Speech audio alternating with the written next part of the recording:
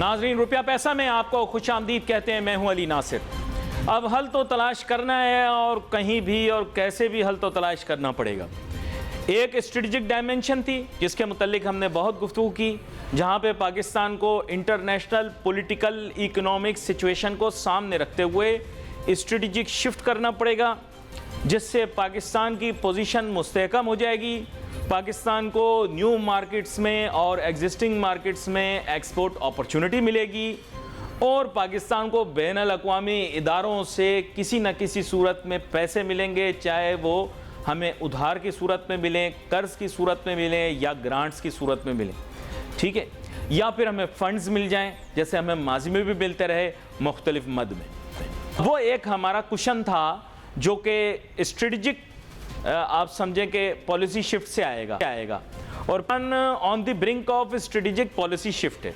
जाहिर बात है हमारे नए निगरां वज़ीर ख़ारजा भी आ चुके हैं जो कि एक बड़े एक्सपीरियंस्ड आदमी हैं और आप जानते हैं कि उनका एक्सपीरियंस जो है वो बड़ा रिच एक्सपीरियंस है एज ए डिप्लोमेट। तो उन्होंने मुख्तलिफ़ कंट्रीज़ में सर्व किया है। उनकी की पोस्टिंग्स को सामने रखते हुए आप इस चीज़ को समझ चुके हैं कि ज़ाहिर बात है पाकिस्तान अब इसके बारे में सोच रहा है कि अपनी स्ट्रेटजिक पोजीशन को कैसे मुस्तहकम करे बैनुल अक़वामी दुनिया में। उसको फिर कॉम्प्लीमेंट करेगी, वहाँ से इकोनॉमिक असिस्टेंस भी हो सकती है, इकोनॉमिक सपोर्ट भी हो सकती है, बैनुल अक़वामी इदारों के साथ अच्छे ताल्लुकात भी हो सकते हैं, कुछ नए वज़ा भी करने पड़ सकते हैं। पाकिस्तान माजी के अंदर आपको पता है कि इत्तेहादी भी रहा है वेस्टर्न फोर्सेस का मुख्तलिफ डिफेंस और स्ट्रेटजिक डायमेंशंस के अंदर। तो यहाँ पर एक चीज़ हो गई, अब हल तो निकालना है ना, जैसे मैंने आपको बताया। अब ये क्वेश्चन जो है अगर हम इसको कितना भी एक्सटेंड कर लें, ये 2-3 बिलियन डॉलर्स डायरेक्टली, रफली बोल रहा हूँ बॉल पार 2-3 बिलियन डॉलर्स डायरेक्टली और अबाउट 10 बिलियन डॉलर्स इनडायरेक्टली हमें असिस्ट कर सकता है। ताहम जो मैग्नीट्यूड है हमारे प्रॉब्लम का वो मोर देन 100 बिलियन डॉलर्स है। देखिए ना, मोर देन 100 बिलियन डॉलर्स को जब आपने टैकल करना है तो आप ऐसी समझ लें कि डेट को किसी तरह आपने फॉरेन इन्वेस्टमेंट के साथ इक्वेट कर देना है। थंब रूल बता रहा हूं आपको, गलत भी हो सकता है लेकिन इट्स ए थंब रूल कि हम एक्सटर्नल डेट को किसी तरह फॉरेन इन्वेस्टमेंट के साथ मैच कर दें तो हमारे प्रॉब्लम्स के अंदर खातिर खा कमी आ सकती है। अब चलो अगर इसी थंब रूल को हम आगे लेकर चलते हैं तो हमें सबसे पहले ये देखना पड़ेगा कि इस मैग्नीट्यूड की फॉरेन इन्वेस्टमेंट कहाँ से आ सकती है। देखो पैसे किस किस के पास हैं। हमने चाइना के साथ ट्राई किया बट इट सीम्स कि वो पैसा बुक्स में पेपर पे है और आई एम श्योर कि लगा भी होगा, लेकिन उसकी जो इकोनॉमिक जो आप कह सकते हैं आउटकम्स हैं वो इतनी ज़्यादा फेवरेबल पाकिस्तानी इकोनॉमी के लिए नहीं रही, क्योंकि हमने देखा कि हमारा ट्रेड डेफिसिट भी बढ़ गया, हमारा करंट अकाउंट एक ज़माने में सरप्लस था लेकिन वो भी आपको पता है करंट अकाउंट भी डेफिसिट में चला गया, फिर नए नए रिकॉर्ड बनाए उसने, फिर हमारी रेमिटेंसेस के अंदर भी उस हिसाब से हमने वो बढ़ोतरी नहीं देखी, गिरावट भी नहीं मैं कहूँगा उसे, लेकिन जो इंक्रीज़ हम एक्सपेक्ट कर रहे थे वो आगे जाके नहीं होगी, क्योंकि बहुत सारे ममालिक जो हैं वो इस वक्त, मैं दूसरे ममालिक की बात कर रहा हूँ, वो रिसेशन में चले जाएंगे। रिसेशन की जनरल जो डेफिनेशन आपको बता दो आसान अल्फाज के अंदर, वो ये कि जब आपका जीडीपी ग्रोथ रेट 0 से नीचे यानी नेगेटिव हो जाए, आप रिसेशन में चले जाते हैं। कुछ इकोनॉमीज हैं जो ग्लोबली रिसेशन में चली गई हैं या जाने का खतरा रखती हैं। ज़ाहिर बात है उसमें पाकिस्तान भी शामिल था एक वक्त पे, जब हमारी एस्टिमेशन बहुत कम लगी थी जीडीपी ग्रोथ रेट की, लेकिन अब उन नंबर्स को मार्जिनली इंप्रूव कर दिया गया है। बट वी आर जस्ट, जिसे आप कहें कंधे कंधे पानी आ गया है, we are just shoulders above the water. तो हम मतलब ये कि we are not in recession at least with respect to the numbers, but you know we will have to work harder to keep ourselves afloat. ये तो एक element आ गया। तो अब यानी चाइना अलोन तो पाकिस्तान की इकोनॉमी को सपोर्ट करके नहीं बचा सकता। फिर हम एशिया की तरफ देख लेते हैं। एशिया की जो बड़ी इकोनॉमीज़ हैं, अभी आपने देखा कि जापान और साउथ कोरिया के दरमियान भी बैनुल अक़वामी सतह के ऊपर काफ़ी अच्छे ताल्लुकात वज़ा करने के लिए बैठक हुई। अब यानी ये दो ममालिक हैं, इनके पास पैसा है, ये बड़ी पावर हाउसेज हैं इकोनॉमी की, इनका पैसा लग सकता है। बाकी जितने ममालिक हैं मैं नहीं कह सकता कितना पैसा लगाएंगे, लेकिन आप जापान का पैसा अपने मुल्क में लगा सकते हो, provided you can give them that edge. Japan can and will invest in your country provided you create that kind of environment. Japan is still a very expensive country. Japan is a country जिसका population growth rate भी negative जा रहा है, वहाँ पर man power export भी हो सकती है। फिर उसके अलावा साउथ कोरिया है, मैंने खुद भी साउथ कोरिया भी विजिट किया हुआ है, जापान भी विजिट किया हुआ है। दोनों को देख के आपको बता रहा हूँ कि साउथ कोरिया का भी डेवलपमेंट का बड़ा अच्छा प्रोग्राम है, और जाहिर बात है उन्हीं का इंचॉन 2010, वो फिर प्रोग्राम पहले 2010, फिर पाकिस्तान का विजन 2025 जो कि जनाब एहसन इकबाल साहब की लीडरशिप में चल रहा था, तो विजन उन्होंने भी डेवलप किया हुआ। आप उनसे, उनकी बड़ी बड़ी कंपनियां दुनिया में, ब्रांड में इतना ज़्यादा मेंशन नहीं करूंगा, बहुत सारे ब्रांड्स पाकिस्तान में मौजूद हैं। उसमें गाड़ियों के ब्रांड भी हैं, मोबाइल फ़ोन के ब्रांड भी हैं, इलेक्ट्रॉनिक्स के भी बड़े ब्रांड्स हैं जो कि कोरिया से आते हैं। साउथ कोरिया, जब हम कोरिया कह रहे हैं तो साउथ कोरिया कह रहे हैं, जाहिर बात है। तो अब इन दो ममालिक से आप ले आओ अपने मुल्क के अंदर इन्वेस्टमेंट, मे बी उससे एनवायरनमेंट में सब्सटेंशियल इंप्रूवमेंट आ जाए। पहले मलेशिया से इन्वेस्टमेंट आई थी, लेकिन अब जाहिर बात है मलेशिया, इंडोनेशिया, ये सब भी हमारी तरह इकोनॉमिक चैलेंजेस का सामना कर रहे हैं। तो हम हमारी इकोनॉमी से फिर भी बहुत बेहतर हैं, हमारी इकोनॉमी से फिर भी बहुत बेहतर है, लेकिन इकोनॉमिक चैलेंजेस का सामना कर रहे हैं। अब ये कुछ पावर हाउसेज हैं जो कि मौजूद हैं। फिर पैसिफिक में आ सकते हैं आप, वहाँ ऑस्ट्रेलिया है, न्यूजीलैंड है। न्यूजीलैंड में ह्यूमन रिसोर्स की बड़ी रिक्वायरमेंट है, मैन पावर एक्सपोर्ट की पाकिस्तान के पास गुंजाइश मौजूद है। न्यूजीलैंड में हम लोग भेज सकते हैं, एम्प्लॉयमेंट भी रेमिटेंस भी आ सकती है। ऑस्ट्रेलिया भी बहुत बड़ा मुल्क है, और खैर इसके बारे में भी बात करते हैं, लेकिन मेरे साथ बहुत ही अहम मेहमान शामिल गुफ्तगू हैं वज़ीर मुमलिकत साबका सरमायाकारी के लिए, और जनाब हारून शरीफ साहब को वेलकम करूंगा। वेलकम करता हूं आपको हारून शरीफ साहब। जी बहुत शुक्रिया जी, थैंक यू। हारून शरीफ साहब, आपकी आवाज़ मुझे वाज़े नहीं आ रही, मैं पेशकारों को कहूँगा कि ये दोबारा से कोशिश करें आपके साथ रब्ता करने की, लेकिन यह है कि मुझे यकीन है मेरी आवाज़ आप तक पहुँच रही होगी। और जी मुझे आपकी आवाज़ तो बिल्कुल साफ आ रही है। जी, अब मुझे भी आ गई आपकी आवाज़। हारून शरीफ साहब, बात कुछ ऐसी है कि एक थंब रूल मैं आपके सामने रख रहा हूँ, क्योंकि अब किसी भी तरह आपको पता है, अब मैं देखें, मैं इकोनॉमिक्स और बिजनेस का प्रोग्राम करता हूँ ना, पता नहीं फिर भी क्यों मशहूर हो जाता है, वरना हमारे मुल्क के अंदर कहाँ ये चीज़ें मशहूर होती हैं। लेकिन फिर भी मैं ये इस मौजू को भी सामने रखते हुए मैं आपके सामने चीज़ यही रखूँगा कि सर देखें, अब किसी न किसी तरीके से हमें मझधार से निकलना तो है, और उसका सोल्यूशन मैंने देखा, काफ़ी लोगों ने मुझे कहा सोल्यूशन बेस्ड अप्रोच बताएं, बड़ी डिप्रेशन है हमारे मुल्क के अंदर। ये तो कोई हिडन फैक्ट नहीं है, आप खुद भी, मैं देखता रहता हूँ ट्विटर के ऊपर बयानात देते रहते हैं, ताम आपके उतने ख़तरनाक नहीं होते जितना दूसरों के होते हैं। तो मैं आपको ये कहूँगा, थंब रूल ये कि let's match external debt with FDI और फॉर पोर्टफोलियो इन्वेस्टमेंट और for investment some shape. That means you have to get investment in excess of $100 billion। The problem is China is an exhausted market. पता नहीं आपने थोड़ा सा portion मेरे intro का सुना होगा, मैं चाहूँगा थोड़ा सा आप बताएं कि अब उसकी सोर्सेज क्या क्या हो सकती हैं, ये फिर हम बाद में सोचते हैं कि हमें क्या करना है। पहले ये हम आइडेंटिफाई कर लेते हैं कि हमारी मार्केट कहाँ है, पैसे किन के पास हैं जो हमारे मुल्क में लगाएंगे। क्या कहते हैं आप? जी इसको एक पर्सपेक्टिव आप लीजिए, ये जो आप पर्सपेक्टिव ले रहे हैं वो स्टेट का पर्सपेक्टिव है, क्योंकि डेट स्टेट के ऊपर है, तो प्राइवेट सेक्टर के ऊपर नहीं है।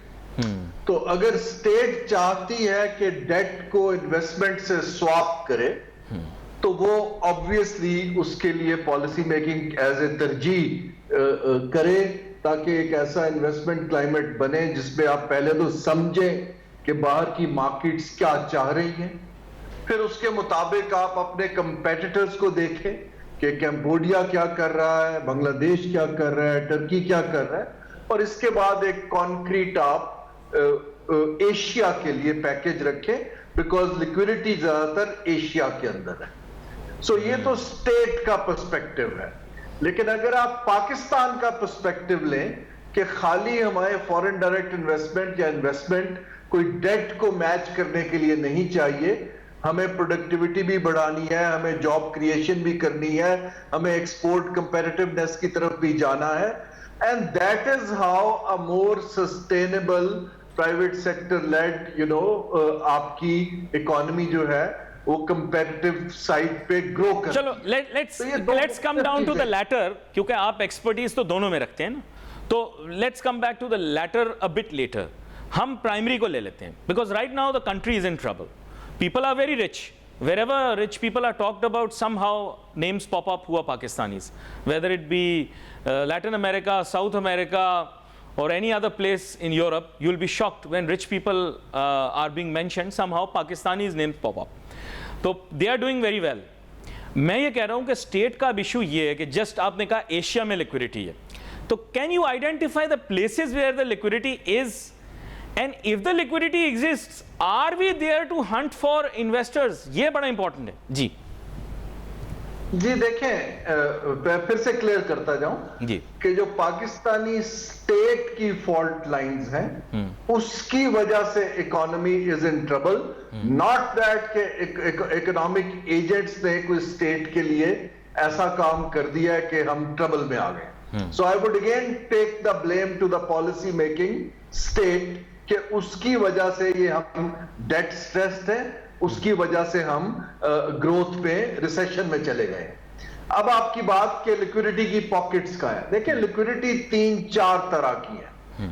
एक लिक्विडिटी है जिसके पीछे हमारी ये SIFC बनाई गई है, वो लिक्विडिटी जो है वो सॉवरन वेल्थ फंड्स की लिक्विडिटी है, जो कि हमारे G2G कंट्रीज के वेल्थ फंड्स हैं, जो इस वक्त प्रॉफिटेबल एसेट्स को ढूंढ रहे हैं, क्योंकि अब वेस्ट के अंदर गुंजाइश कम हो गई है, वो थोड़ा बहुत डाइवर्सिफाई खित्ते में करना चाह रहे हैं, और हम उनको कुछ जमीन के, कुछ मादनियात के, कुछ IT के कुछ एसेट्स ऑफर कर रहे हैं। नहीं, इसमें एक सेकंड, इसमें ये जो आपने बड़ी खूबसूरत बात की, इसमें ये बताइएगा, because sovereign funds that means are going to protect the parent states interests. देखिए ये साथ है, that means the strategic, these are not economic interest alone, they are strategic interests, which means that influence will come in some way or the other. These are not for profit alone, these are for strategic interests. Am I correct? जी, उनका fundamental M ये है कि जो उनके reserves हैं, खास तौर पे ऑयल प्रोड्यूसिंग कंट्रीज के, उनका रिटर्न मैक्सिमाइज किया जाए डॉलर बेस्ड। वो कोई आपके मुल्क की इकोनॉमिक ग्रोथ के लिए नहीं आ रहे, उनका एक अपना बड़ा क्लियर ऑब्जेक्टिव है। हाँ, जब उनका स्टेक यहां बढ़ेगा तो विदाउट सेइंग उनका एक डिप्लोमेटिक इन्फ्लुएंस भी यहां बढ़ जाएगा। बड़ा अहम नुकता ये आपने सॉवरन फंड्स की बात की, बहुत बड़े बड़े सॉवरन फंड्स हैं, और अगर क्यूमुलेटिवली देखा जाए तो मे बी सिर्फ सॉवरन फंड्स ही, जिन ममालिक आप जिक्र कर रहे हैं, बिलियंस ऑफ डॉलर्स से आगे निकल गई है बात। अब तो आई एम श्योर के $1 ट्रिलियन फंड्स भी एग्जिस्ट करते होंगे, I am sure of it. माजी में हम जानते हैं कि जिस दौर में आप एक्टिव भी थे काफ़ी, और बैनुल अक़वामी मीडिया के ऊपर आपकी काफ़ी जो थी वो बाज़गश्त थी आपके बयानात की, अभी भी है, तो तब आपको याद होगा कि यहाँ पर टिमासिक भी आई, मेरा जहाँ तक ख्याल है वो भी एशियाई कंपनी है, और सोवरन फंड्स ही तस्वर किया जाएगा उसको। दूसरा ये है कि अबू धाबी ग्रुप के बहुत बड़े बड़े इंटरेस्ट थे पाकिस्तान के अंदर, इसके अलावा कतर आज भी इंटरेस्ट ले रहा है, तब भी इंटरेस्ट ले रहा था, और मुशर्रफ साहब के दौर के अंदर बड़ा एक्सेसिव इंटरेस्ट था उनका। जाहिर बात है उसके पीछे पूरी एक इंटरनेशनल डायरेक्शन थी, लेकिन कुछ हमसे स्ट्रेटेजिक मिस्टेक्स हो गई, कुछ 2014 में हमने कर दी, जब हमने सपोर्ट नहीं किया, वहाँ पर कॉन्फ्लिक्ट था, हम थोड़े डर गए, घबरा गए, और वो शाइनस की वजह से गरगाश साहब का एक बयान भी आया, मुझे आज भी याद है, और उन्होंने कहा कि इनेविटेबल हैं हमारे, लेकिन आपने किया गड़बड़ है हमारे साथ। तो उसके बाद हमने देखा कि many of the sovereign funds either went on to the defensive, withdrew, and from primary profitable businesses like telecommunication, oil exploration, banking, oil refining. इससे आहिस्ता आहिस्ता हमने देखा या इंटरेस्ट कम हो गया, या हमने मेजर डाइवेस्टिचर देखा। उससे क्या हुआ, पाकिस्तान को काफ़ी इम्पैक्ट आया, बहुत बड़ा हिट आया। फिर उसके बाद हमने देखा कि militias also withdrew big time, they had come here, लेकिन उनका भी विड्रॉल हो गया। तो सर बात यह है कि ऐसी बात नहीं कि आए नहीं थे, आए थे, पैसा लगा भी दिया था, कुछ हमने गलती कर दी स्ट्रेटेजिक, वो लोग चले गए यहां से, क्या कहते हैं आप?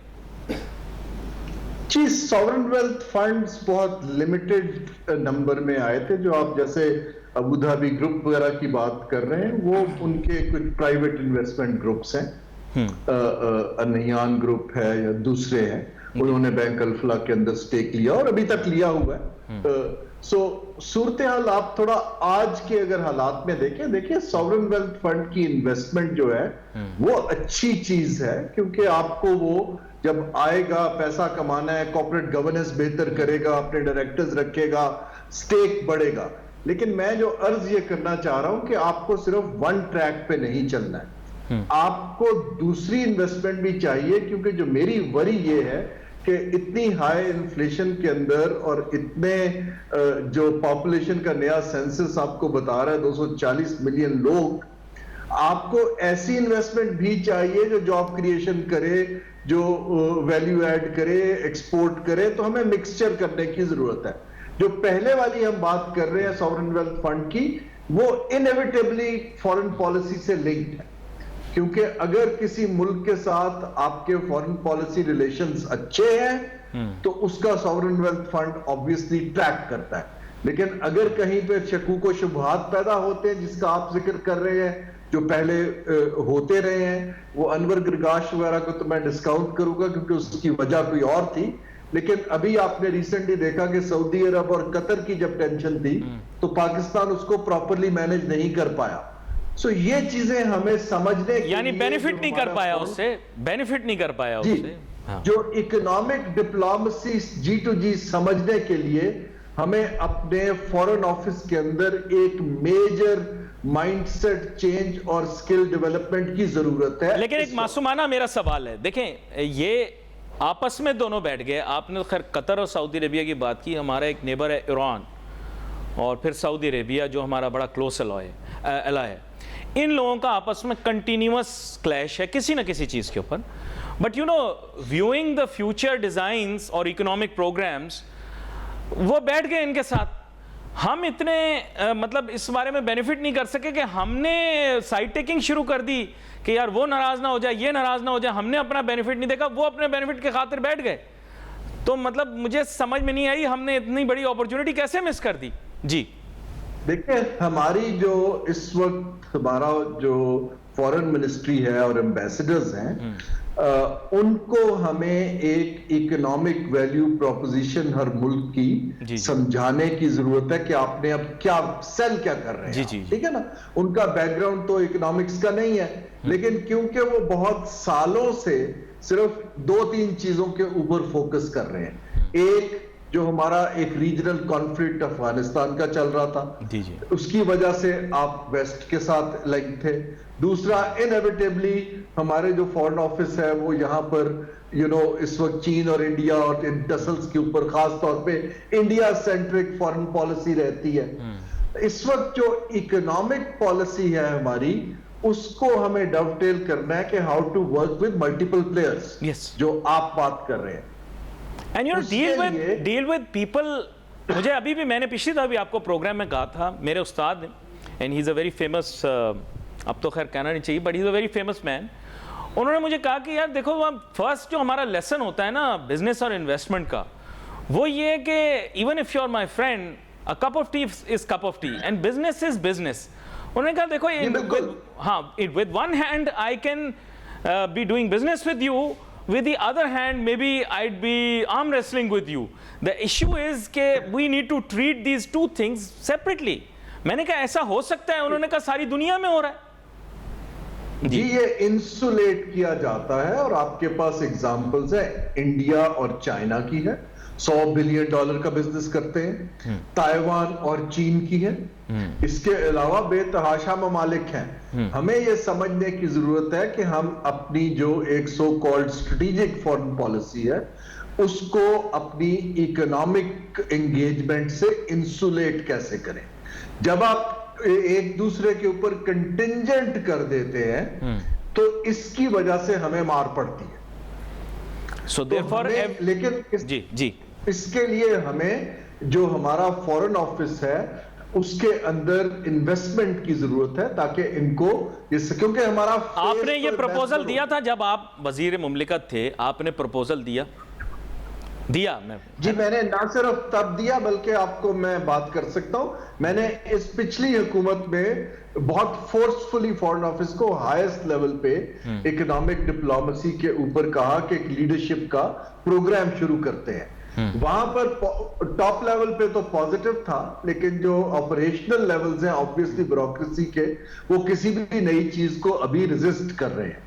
लेकिन मैंने ये देखा है कि जो 8 ममालिक की मैं एग्जांपल दे सकता हूं जहां पे ना सिर्फ उन्होंने ये काम एक्टिवली शुरू कर दिया है बल्कि उन्होंने तो अपनी कॉमर्स और जो इकोनॉमिक मिनिस्ट्रीज को फॉरेन मिनिस्ट्री से मर्ज कर दिया है, including Australia, including Philippines, including UK. आप इस वक्त जो एम्बेसडर है उसका मेन काम इस वक्त इकोनॉमिक डिप्लोमेसी करना है। अच्छा, आपको एक बड़े मज़े की बात बताता हूँ। मुझे इस दफ़ा जिस जामे में मैं पढ़ाता हूँ उस जामे ने कहा कि जी आपने बैनुल अक़वामी कारोबार यानी इंटरनेशनल बिजनेस बच्चों को पढ़ाना है। तो जाहिर बात है ये शुबा मैं भी इसका तालिब इल्म हूँ। तो ग्लोबलाइजेशन का जो नया विजन और पर्सपेक्टिव है उसमें इकनॉमिक और मॉनेटरी यूनियंस की बहुत ज़्यादा गुंजाइश है। अब आप एक ख़ित्ते में हैं, अफ़गानिस्तान माल आपसे मंगवा रहा है, डॉलर भी, मैं नहीं कहता, ये मनी चेंजर लोग कहते हैं कि डॉलर भी आपकी तरफ से जा रहा है, तो आप economic and monetary union create करो ना, यहाँ क्रिएट करो। फिर आपने बोला कि जी हमने ईसीओ बनाई, पहले वो आरसीडी थी, तो चलो आपको एक मुल्क से शिकायत है, 11 से तो शिकायत नहीं हो सकती ना, तो आपने वहाँ पे क्या वर्किंग की। और मैं आपको सच बताऊँ, ये जो CIS स्टेट बाद में बने थे, इनके यहाँ इतनी कोई प्रोग्रेस नहीं है लोगों को इकोनॉमिक्स की, ये बल्कि कमांड इकोनॉमी के इकोनॉमिस्ट हैं इनके पास, नए इकोनॉमिस्ट इनके पास नहीं। आप प्रोवाइड करें ना, क्या खराबी है, आप बनाएं इकोनॉमिक एंड मॉनेटरी यूनियन इनके साथ। क्या कहते हैं आप? देखिए, हम पाकिस्तान को देखिए, अगर हम वेस्ट एशिया की तरफ देखते हैं और सेंट्रल एशिया की तरफ देखते हैं तो Pakistan is the only functional market place. हाँ, बिल्कुल सही बात है। सारे सेंट्रल एशिया के ममालिक मार्केट प्लेस नहीं है, अफगानिस्तान नहीं है, ईरान नहीं है। नाउ यहां पर हम फाइनेंशियल मार्केट के अंदर लीड ले सकते हैं, कैपिटल मार्केट के अंदर लीड ले सकते हैं, ट्रेड के अंदर लीड ले सकते हैं। हमें एक्चुअली प्रपोज करना चाहिए, और मैं ये एक से ज्यादा दफा हाईएस्ट लेवल पे कह भी चुका हूं कि आप लीड तो लें। आप तो इस वक्त, सॉरी टू से, आप एक डिफीटिस्ट मोड में हैं कि हम कुछ कर नहीं सकते।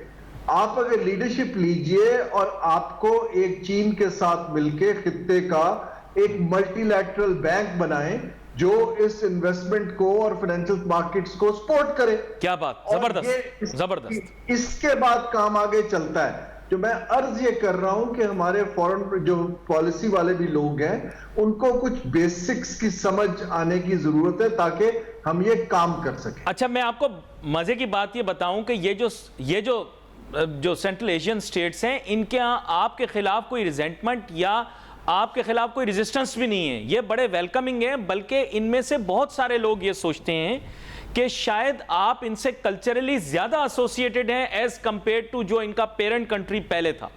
और बहुत सारे लोग जैसे कि इवन के like Azerbaijan, Uzbekistan, Tajikistan, Kazakhstan, बहुत सारे हैं ये ममालिक हैं बेशुमार। तो हारून शरीफ साहब का शुक्रिया अदा करता हूँ, शो में हमारे साथ शामिल हुए। तो इसके माने ये हैं कि अगर इसको कंक्लूड किया जाए तो ये कहा जा सकता है कि हम इस खित्ते के अंदर एक बहुत ही अहम मुल्क हैं और अब वक्त आ चुका है कि हम वो किरदार प्ले कर सकते हैं। लेकिन अब वो, जैसे मैंने आपको कहा कि उसको हमने थोड़ा सा शिफ्ट करना है अपने फोकस को। हमने उसको फाइनेंशियल पावर हाउस बन के फोकस करना है कि हम फाइनेंशियल मार्केट इस्टेब्लिश करें, बहुत अहम बात है। तिजारत के मुतल्लिक बात की, बड़ी अहम, तो तिजारती शोबे में अब काम करना है क्योंकि इन ममालिक के साथ जो तिजारती रवाबित हैं उनको इम्प्रूव करना है। उसके लिए रोड ट्रांसपोर्ट और रोड लिंक इम्प्रूव करना पड़ेगा। एग्जिस्टिंग जो CPEC प्रोग्राम के अंदर सड़कें बन रही हैं या उरुमची के ज़रिए बन रही हैं, उसको ज़रा सा हमने रिकन्सिडर करना है कि अगर हम कोई अल्टरनेटिव रूट भी निकाल सकें CIS स्टेट्स के पास जाने के या सेंट्रल एशियन स्टेट्स के को एक्सेस करने के लिए, क्योंकि उनकी बहुत सारी मईशतों को हमारा फ़ायदा होगा और हमें भी उनसे एडवांटेज है। तो यहाँ पर नाजरीन प्रोग्राम का वक्त ख़त्म हुआ चाहता है, लेकिन हम कोशिश करेंगे इस मौजू को आगे लेकर चलें। आगे काफ़ी दिन तक मैं तामीराती मौजूआत लेकर चलूँगा। तो इन्हीं तामीराती मौज़ूआत के बारे में गुफ्तगू करेंगे। We wait for messages on Facebook. Ali Nasir हमारी टीम को इजाज़त दीजिए। अल्लाह हाफ़िज़।